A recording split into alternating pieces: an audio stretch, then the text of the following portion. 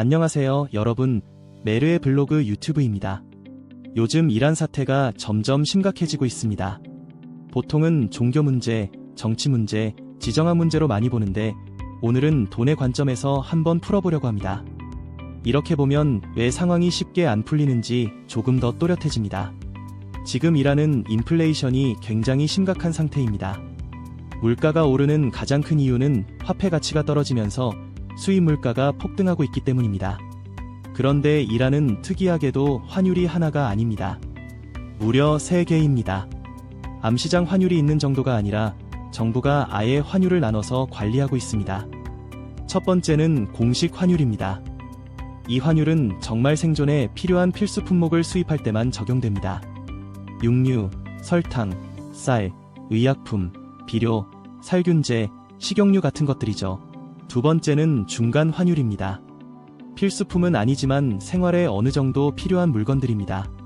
시럽, 카메라, 냉장고 같은 가전제품, 주스, 화장품, 담배 등이 여기에 들어갑니다. 이 중간 환율은 공식 환율의 대략 2~3배 수준입니다. 그리고 마지막이 시장 환율입니다. 사치품이나 기타 물품을 수입할 때 적용되는 환율인데 지금은 공식 환율의 4~5배까지 벌어져 있습니다. 이게 왜 문제냐면 기업 입장에서는 어떤 환율을 받느냐에 따라 수입 원가가 완전히 달라집니다. 공식 환율로 외화를 배정받아 놓고 그걸 필수품이 아닌 다른 물건을 들여오는 데 쓰거나 시장에 흘려버리면 단번에 4~5배 장사가 됩니다. 이란 국민들은 이런 구조적인 비리의 배후에 혁명수비대가 있다고 확신하고 있습니다. 그래서 그동안 친정부 성향이던 상인들까지 상점 문을 닫고 시위에 동참하는 모습이 나오고 있는 겁니다. 문제는 이란 정권을 실제로 떠받치고 있는 게 바로 혁명수비대라는 점입니다. 정부도 쉽게 손을 대기 어려운 구조입니다. 조금 역사 이야기를 해보면 팔레비 왕조가 무너질 때 이란 정규군은 중립을 지켰습니다. 그걸 본 호메이니를 중심으로 한 종교 지도자들은 군부는 믿을 수 없다고 판단합니다. 그래서 정규군과 별도로 종교적 충성을 바탕으로 한 군대를 만듭니다. 그게 혁명수비대입니다. 그리고 그 가장 아래에 있는 조직이 바로 바시지라는 민병대입니다. 바시지는 11살부터 가입할 수 있고 신앙과 활동 성과를 보고 혁명수비대로 승급이 됩니다. 대학생의 40%, 대학원생의 20% 이상을 의무적으로 바시지로 채워야 할 정도로 국가가 밀어주는 조직입니다. 이란 전역에 5만 개 지부, 대원은 1,500만 명에 달합니다. 이번 시위에서 실탄 발포 이야기가 나오는 민병대가 바로 이 바시지입니다.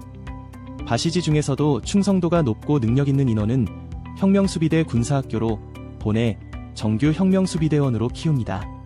혁명수비대는 약 12만 명 규모인데 이란 청년들은 한국에서 군대 가듯이 3군데 중 하나를 반드시 거쳐야 합니다. 정규군, 혁명수비대, 의무경찰이 셋 중 하나입니다. 이란 청년들이 가장 가고 싶어하는 곳이 혁명수비대인데 아무나 갈 수는 없습니다. 왜냐면 혁명수비대를 나오면 정부, 국영기업, 요직을 장악한 선배들이 끌어주고 밀어주기 때문입니다. 혁명수비대의 공식적인 목표는 쿠데타를 막고 이슬람 정권을 유지하는 것입니다.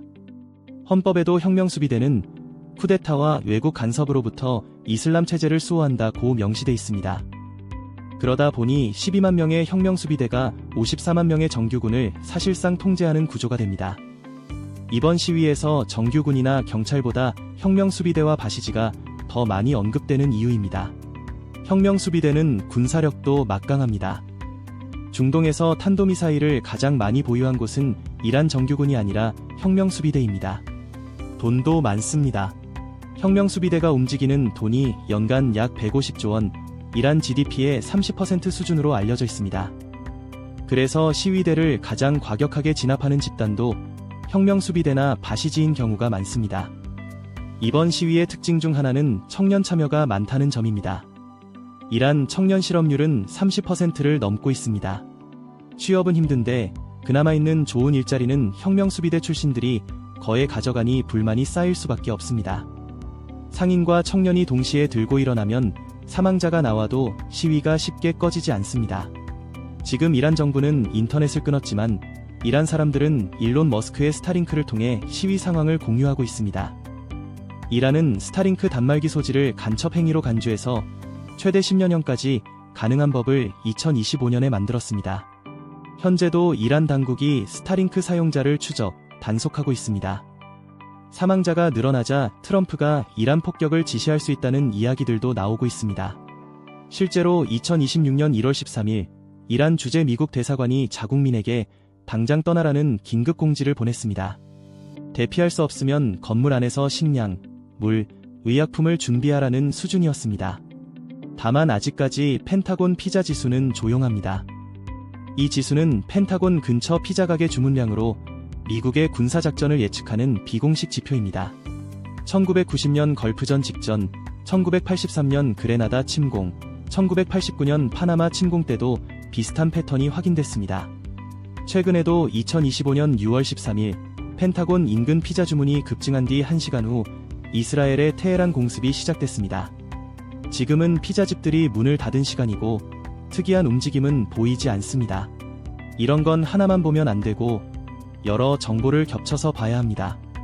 예를 들면 플라잇 레이더로 민간 항공기 움직임을 보는 방법도 있습니다.